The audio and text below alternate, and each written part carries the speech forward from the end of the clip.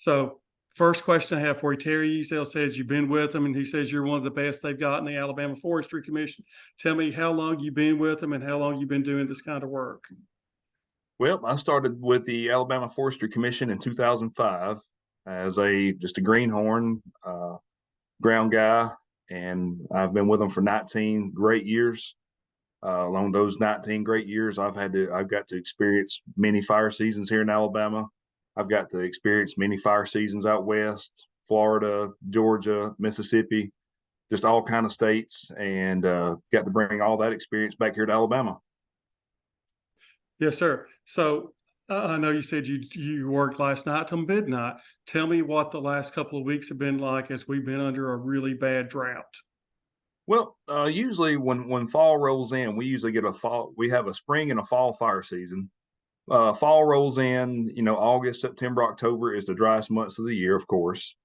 And then we transition into a kind of our winter rains. But toward the end of the summer, when we start getting leaf fall, we have our normal fire season, which when the leaves hit the ground, we start getting cool nights, warm days, and which leads to low relative humidities, which kind of makes the fire act up and behave the way it does.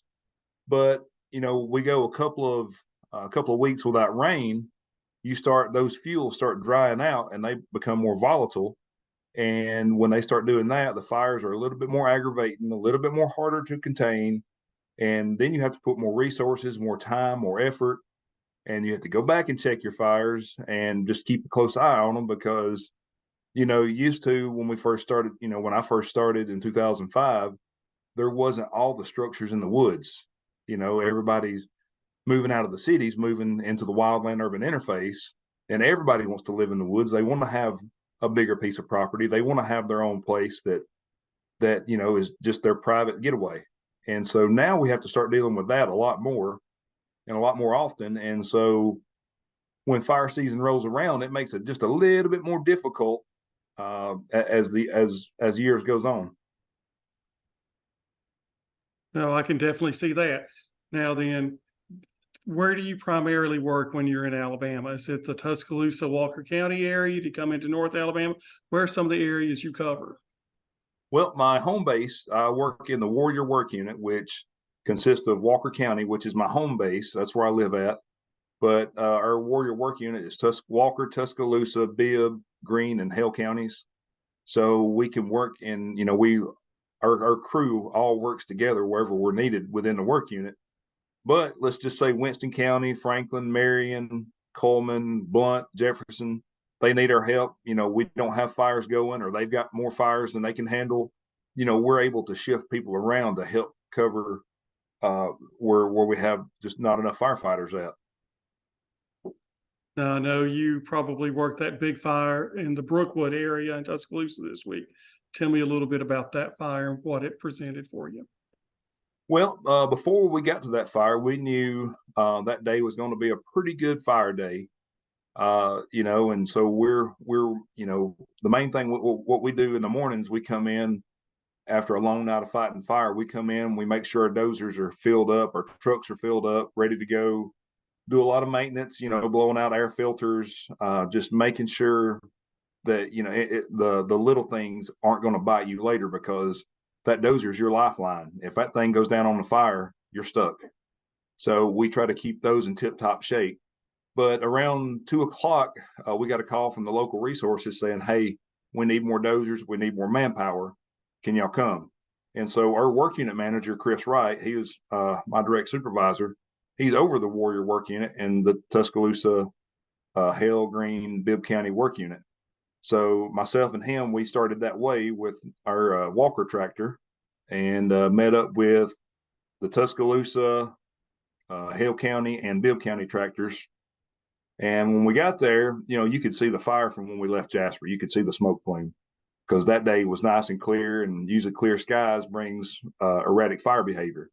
So we get there, and of course our detection plane, which is out of Florence, we can hear him on the radio sizing the fire up, telling how big the fire is, where it's moving, where we need to put our resources. And he was very, very valuable because when we pulled up, our Greene, or not our Greene, but our Hale County Tuscaloosa County and Bibb County tractors were trying to get ahead of the fire to stay in front of it because it was starting to get on some houses. And so our plane detected another piece of fire running towards some mobile homes. And as soon as we pulled up, we were there just blading right behind those homes as the fire was jumping the brakes. My goodness, that was pretty scary, I bet, wasn't it? Well, it's very hectic when you roll up on a fire like that. You've got our resources on the ground, plus there's no telling how many fire departments that were on scene. No telling how many firefighters. I know I probably counted 20 fire trucks running around there.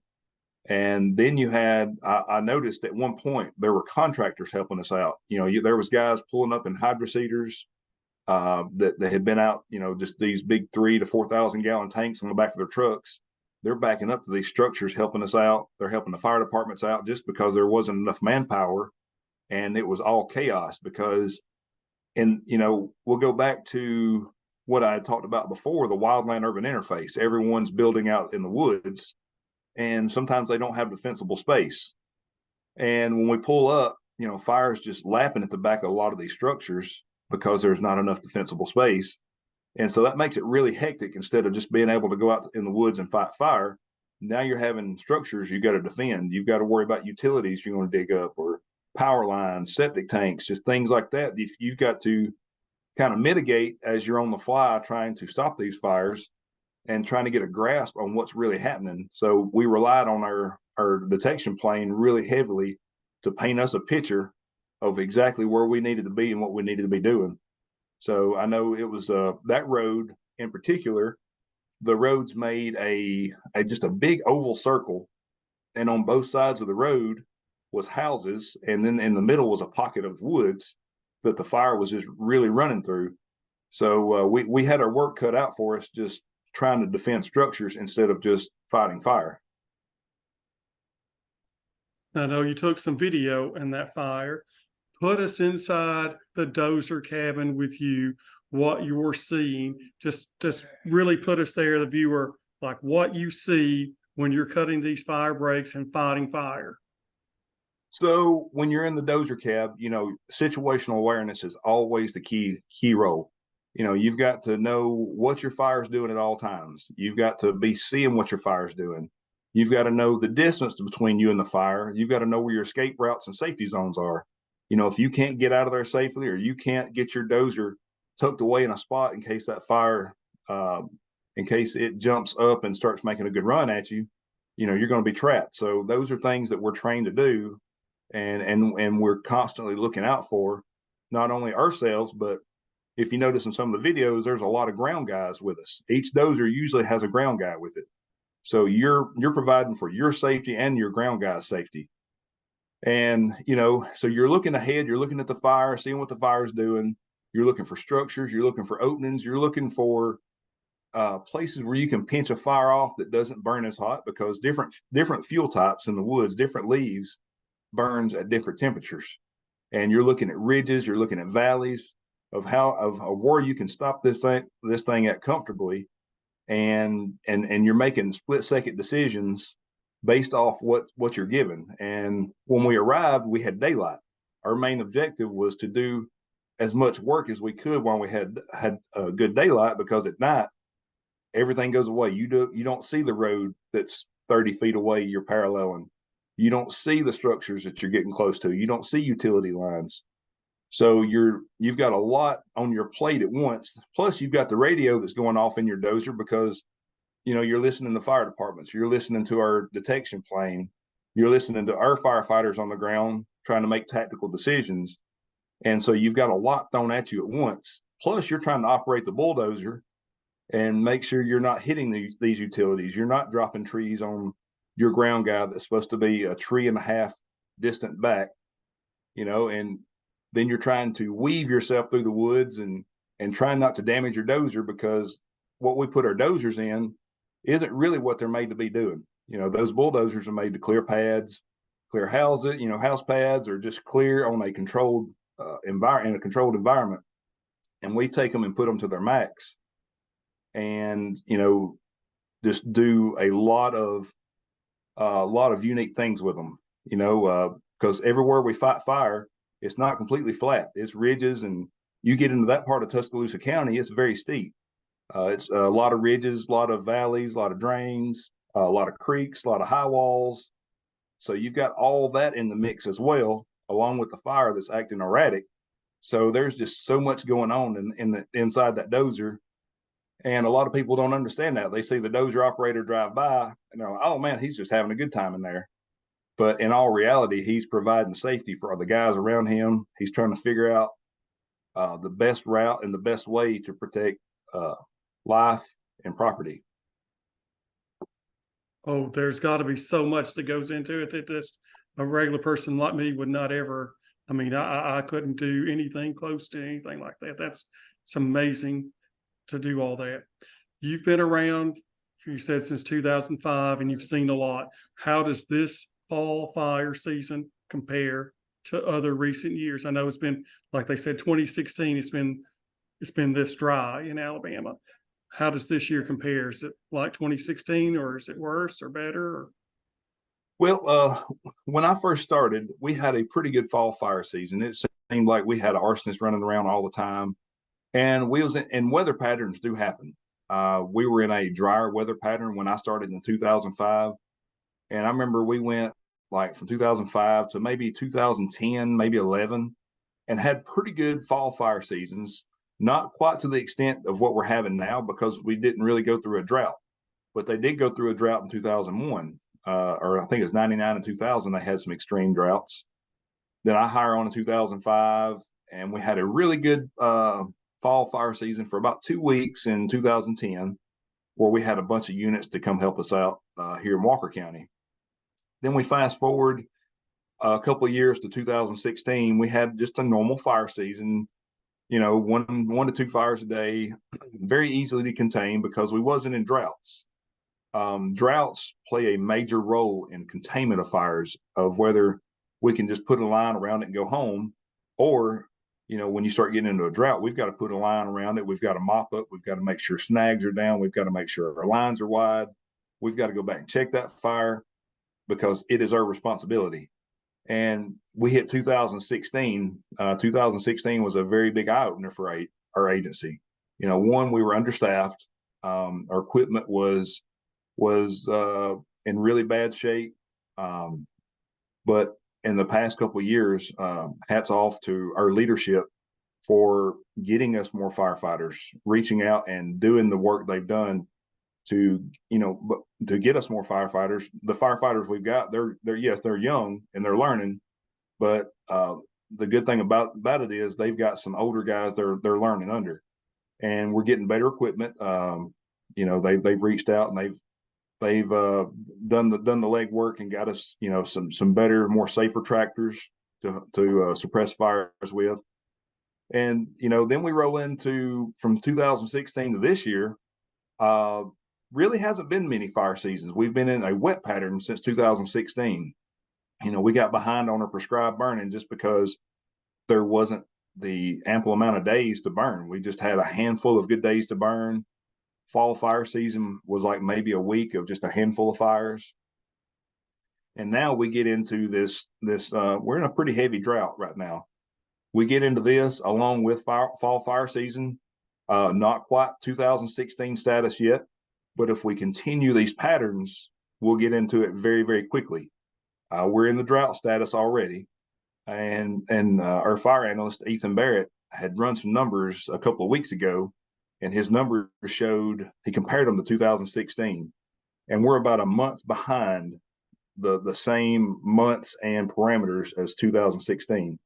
So in October, where we were running fires heavily in 2016, is our November now of where we're starting to run fires. Thank goodness we got a little bit of rain today. But today's rain isn't going to last. So if you think about it, we go by drought index, which goes from 0 to 800. 0 means there's water standing on the ground and the ground can't soak up no more. Well, we're bumping the 800 mark, which is the max amount. That means 8 inches below the soil is where you find the first piece of moisture. So we're in that status. So what happens is the rain's going to hit the ground right now. The fuel is already so dry, it's soaking it up. And what does make it to the ground is getting wicked away just like that. So you're looking at a double-edged sword right there, just pulling moisture both ways. If the sun comes out, the rain we've got is gone. We can have a fire in an hour or so. One of the fires I went to last night, right before midnight, I just heard it just got paged out a while ago, a grass fire just right beside it. So the sun's come out just a little bit. We've got a little drizzle this morning, not much rain, but it takes 1 hour of sunlight to make the grass start burning again. It's really been, I mean, and I've lived in Alabama since 1996. This has been really one of the, like I said, one of the two most memorable fire seasons I've covered. So we talked about, tell me about the fires that you fought this week. I know you've had the big one in Tuscaloosa. How many acres was that? And then you've had some, I guess, smaller ones that you've had to go to. Tell me about some of the fires this week you've been on. Well, I was looking at my timesheet just a little bit ago, trying to wrap this week up, trying to make sure all my T's are crossed and my I's are dotted and all my paperwork's caught up, because we don't just go fight fire. We have to do reports afterwards. We have to make sure everything's documented, our time's documented, our equipment's documented. And I got to counting. I've been on 17 fires since last Saturday. So think of like 17 fires. Well, that's not too bad. But if you think that's, some days that's 2 to 3 fires a day. Some of the fires are large, some of them small. It just depends on where they're burning and the terrain and topography they're burning in.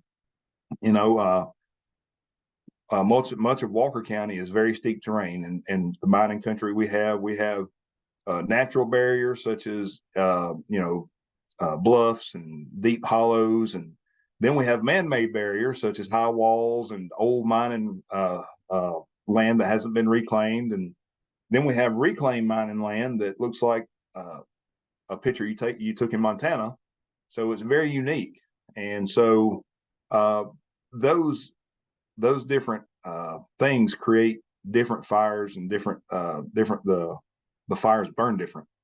So, but we've been pretty lucky this week. We started out last Saturday with a handful of arson fires in the south part of our county. I think we had 12 arson fires before 5 o'clock that morning. We had 3 tractors on it. We had two Walker dozers and a Tuscaloosa dozer, and we were there all day. I think we put in a 16-hour shift that day. And, from one state highway to the next, they just went through lightning and kept us on our toes all day. Thank goodness we didn't have any other fires that day that we had to go to. The volunteer fire departments really, really stepped up and helped us out. They contained a lot of fires we didn't have to go to that day. And we rely heavily on those guys and girls. They probably see 80% of the fires during a normal fire year that we don't see. And then we get the other 20% that just gets on out there, one beyond hose reach, or when we start getting into drought status. But we've had the occasional just the homeowner burning, got some quick boxes we need to burn, or a little bit of this, and they've been burning there 20 years and nothing's ever happened, but they haven't experienced droughts like this, or they might have got away lucky. But there's been several fires that I've been to this week where there was lots of homes and material things burn up. I've seen lawnmowers lost this week. I've seen tractors lost this week. I've seen vehicles, mobile homes, outbuildings. It's just been a plague of just things that's been burned up this week just because of careless burning. So I imagine it's got to be heartbreaking to see people lose property, belongings like that. So tell me, I'm sure your job is like everybody. You get your highs and your lows. What sometimes it's like, man, I think you got to motivate yourself to put in. It's going to be a long day. Tell me about like the highs and lows of the day. What fulfills you when you when you get to put out one of these fires or save somebody's property? Talk to me about that.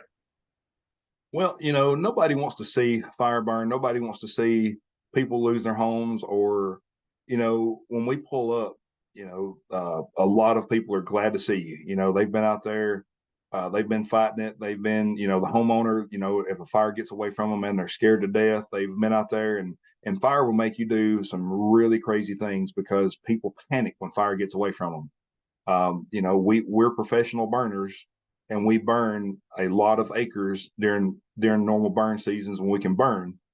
And when you get a fire that gets away from you, it makes, things, your heart starts racing and, fire, out of control fire just makes the human body go into overdrive mode. And there's been a lot of fatalities such as heart attacks and smoke inhalation, caused from these fires that gets away from these people.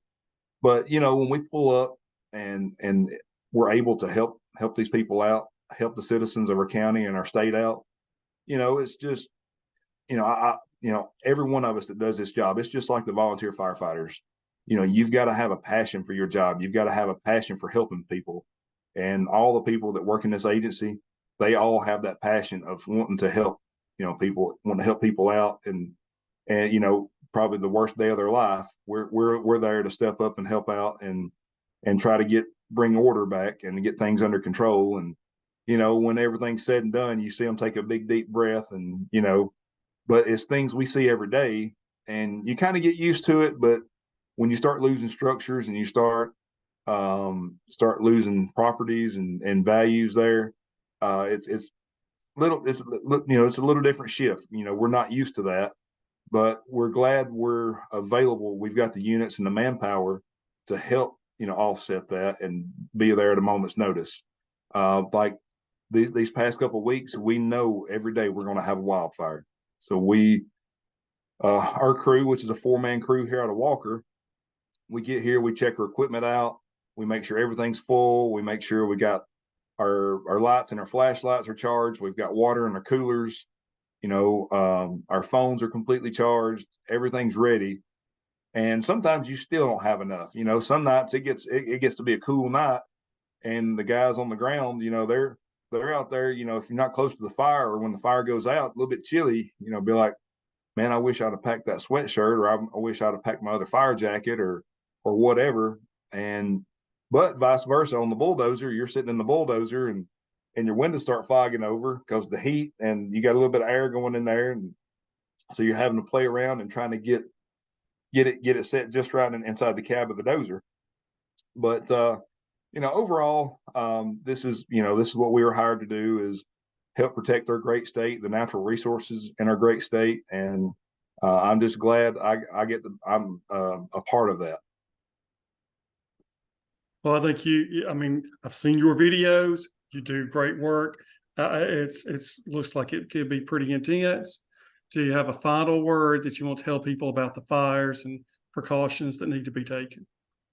Well, even though I looked at the weather this morning and it's showing like 20 to 40% chance of rain all week, that 20 and 40% is not going to get us out of this drought. It's going to take several days of wetting rain to get us out of this. We're under a no burn right now, so it is illegal to be doing any kind of outdoor burning. So even though it's rained just a little bit today, I heard that fire call go out about the grass on fire. So fire is still very dangerous. This moisture is going to go away very quickly when the sun comes out. So just want to encourage everyone to please put off all your burning till we get plenty of rainfall. It can wait.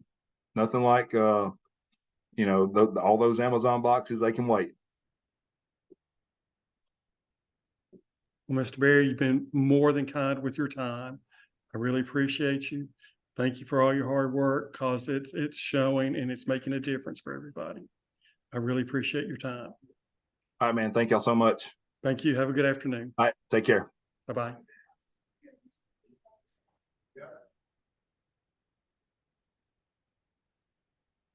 Okay.